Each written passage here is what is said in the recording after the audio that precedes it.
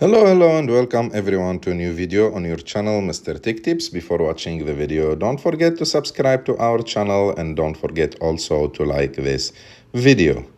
In today's video, I will show you how to turn off location services on iPhone with iOS 26. So to do this, it's so easy. You have just go to settings and after that scroll down until you find an option called privacy and security. Click on it, and as you can see, the first option is called location services.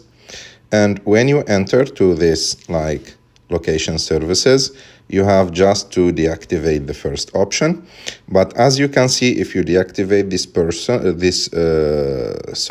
option, all the location services used in the other apps will be deactivated too. So if you want to deactivate it, you have just to click on turn off, and like that, the location services will be deactivated from your iPhone. I hope that you like this video. If you like this video, don't forget to subscribe to our channel to like this video, and see you.